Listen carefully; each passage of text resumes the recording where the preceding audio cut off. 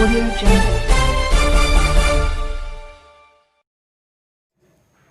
नमस्कार, आप देख रहे हैं प्रभात मंत्र। कल महागठबंधन के नेतृत्व में रांची फिरालाल चौक पर विरोध प्रदर्शन किया गया एवं कृषि अध्यादेश का विरोध किया गया।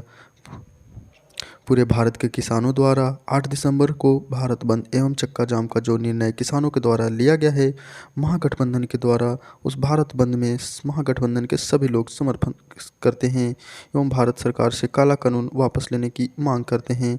इस विरोध प्रदर्शन में माननीय अध्यक्ष अभय कुमार सिंह जी, युवा अध्यक्ष माननीय रंजन कुमार यादव जी, प्रदेश प्रवक्ता रवि प्रकाश जायसवाल, प्रदेश सचिव कमलेश यादव, अमोद कुमार यादव, महानगर अध्यक्ष धर्मेंद्र जी, प्रवक्ता संतोष कुमार यादव जी, गायत्री देवी जी, फिरोज खान जी, शौकत अंसारी जी, अंजल किशोर जी एवं गठबंधन के तमाम सभी मौजूद रहे।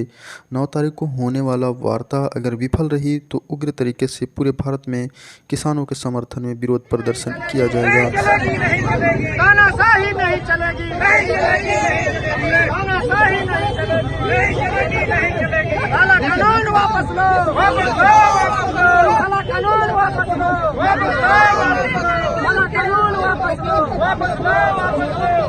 काला कानून वापस लो, तानाशाही नहीं चलेगी, नरेंद्र मोदी हाय हाय, नरेंद्र मोदी हाय हाय, नरेंद्र मोदी हाय हाय, काला कानून वापस लो, काला कानून वापस लो, एक तेजस्वी जिंदाबाद, एक तेजस्वी जिंदाबाद, महागठबंधन जिंदाबाद, महागठबंधन जिंदाबाद। सर, आज जो आपने ये जो सम्मेलन बुलाया था किस लिए था और क्या इसका आज मूल के कारण था कि इतना जल्दी एक सेकेंड हम लोग आए आप लोगों के सम्मेलन में, तो ये सम्मेलन करने का आखिर क्या मकसद था आपका? देखिए, इस सम्मेलन जो है, आज जो सम्मेलन था या कार्यक्रम आज का जो रखा गया था, उसमें बहुत सारे बीजेपी के जो कार्यकर्ता हैं वो बीजेपी को छोड़कर और राष्ट्रीय जनता दल का दामन थामे हैं, जो कि हमारे तेजस्वी यादव जी का जो नीति सिद्धांत अभी चल रहा है उसको देखते हुए युवा का झुकाव काफ़ी राष्ट्रीय जनता दल की ओर हुआ है।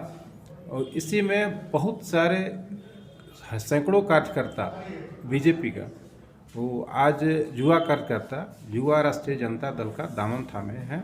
और जिसके कि हमारे फिरोज भाई हैं, उनके नेतृत्व में संदीप तिवारी हैं, उन्हीं के नेतृत्व में सैकड़ों लोग आ जाए हैं। और इसके बाद बहुत सारे लोग को हमने आज कमेटी का विस्तार किया था, उसमें बहुत लोग को, संदीप तिवारी को हम जो आज ज्वाइनिंग किए हैं, उनका कार्यकाल और उनकी क्षमता को देखते हुए हम उनको महासचिव पद का प्रभार दिए हैं युवा का। और बहुत सारे हमारे जिला में भी आए हैं, जिला में भी बहुत सारे जिला में जिम्मेवारी दिया जा रहा है, महानगर का जिम्मेवारी दिया जा रहा है। उसमें राजू गोप हैं जो जिला अध्यक्ष हैं, वो जिला का जो सबको सौंप रहे हैं जिम्मेवारी। और धर्मेंद्र कुमार सिंह हैं, वो महानगर का कुछ लोगों को जिम्मेवारी सबको कुछ न कुछ हम लोग जिम्मेवारी सौंप रहे हैं। इसी के तहत हम लोग ये आज कार्यक्रम रखे थे। और दूसरा चीज़ हम लोग का इसमें के तुरंत बाद सर्वदलीय आज जो था एक हम लोग का प्रदर्शन था, यूनिवर्सिटी से लेके फिरालाल चौक का, उसमें सर्वदलीय प्रदर्शन था। उसमें कांग्रेस का, जेएमएम का, वाम दल, आरजेडी, इस सब को मिला के हम लोग का एक प्रदर्शन था, जो कि कृषि बिल जो लाया गया है, किसानों के खिलाफ जो काला कानून बिल लाया गया है, उस बिल के खिलाफ हम लोग आज एक प्रदर्शन किए थे। और हम लोग का प्रदर्शन बहुत ही सक्सेस रहा और बहुत भीड़ जुटा था उसमें। और हम लोगों ने एक छोटा सा दिखाया है। और अगर ये बिल वापस नहीं होता तो हम लोग का एक कार्यक्रम लगातार चलेगा। जैसे कल 7 तारीख को हम लोगों ने मसाल जुलूस का आयोजन किया है सर्वदलीय, उसके बाद 8 को चक्का जाम है। तो एक कार्यक्रम हम लोग का चलता रहेगा और जैसे जैसे आगे बढ़ेगा ये अपना विस्तृत रूप लेता जाएगा, भयावह रूप लेता जाएगा, जब तक कि किसानों का जो के खिलाफ जो बिल लाया गया है जिससे किसान त्रस्त है। हमारे किसान देख रहे हैं कि कितना दिन से सब प्रदर्शन कर रहे हैं, वो हम लोग नहीं, सिर्फ एक किसान खुद प्रदर्शन कर रहे हैं क्योंकि उनके साथ अन्याय हुआ है, उनको दिक्कत है।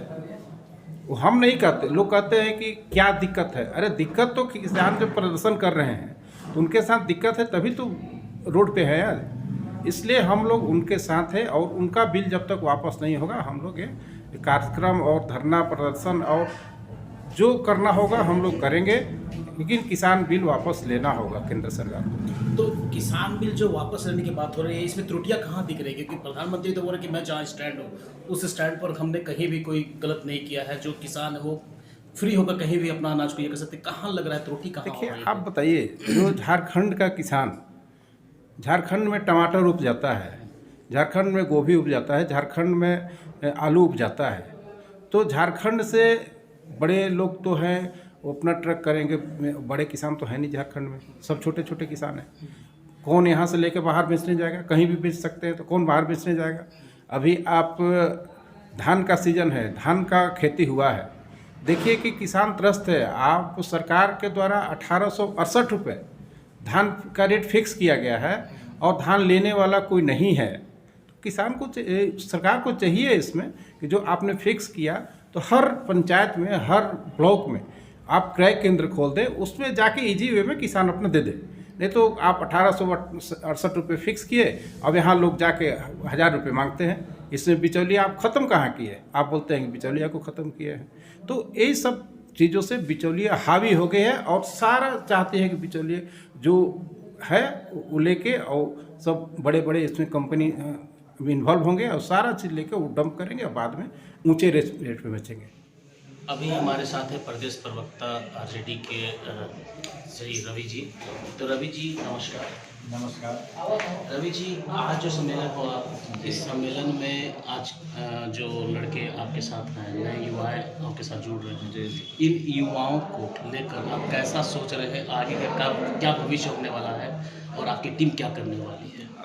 हमारे नेता प्रतिपक्ष माननीय तेजस्वी यादव जी के विचारधारा से प्रभावित होकर के झारखंड और बिहार में, पूरे देश में आरजेडी के विचारधारा से प्रभावित होकर युवा जो है वो आरजेडी का सदस्यता ग्रहण कर रहे हैं। और माननीय तेजस्वी यादव जी ने अभी आपने देखा होगा कि बिहार के राजनीति में एक नई राजनीति का शुरुआत किए हैं, जिसमें कोई भी घिसी पीटी राजनीति, पुराना इतिहास पे राजनीति करने का बात वो नहीं किए हैं और नहीं किसी को करने दिए हैं। दबाई, कमाई, सिंचाई और पढ़ाई, बस इसी चीज़ पे राजनीति करेंगे और दूसरों को भी प्रेरित करेंगे कि इसी चीज़ पे राजनीति करें। पुरानी बातों को लेकर के, जैसे कि भाजपा का हमेशा से प्रोपगंडा रहा है हिंदू मुस्लिम पे राजनीति करना, धारा 370 पे राजनीति करना, राम मंदिर पे राजनीति करना, इन सब मुद्दों से जनता का पेट नहीं भरता है। जनता को जो मूलभूत सुविधाएं चाहिए उस चीज़ की बात कीजिए और जो पार्टी उस चीज़ की बात करेगा उसी का राजनीति आने वाले दिनों में चलेगा। और सिर्फ ज़रूरत है अभी दवाई, कमाई, सिंचाई और पढ़ाई की। और इसी के लिए जितने भी युवा है वो इस चीज़ से प्रभावित होकर राष्ट्रीय जनता दल का सदस्यता ग्रहण कर रहे हैं और आने वाले दिनों में हम लोग बिहार झारखंड में भी सरकार बनाएंगे।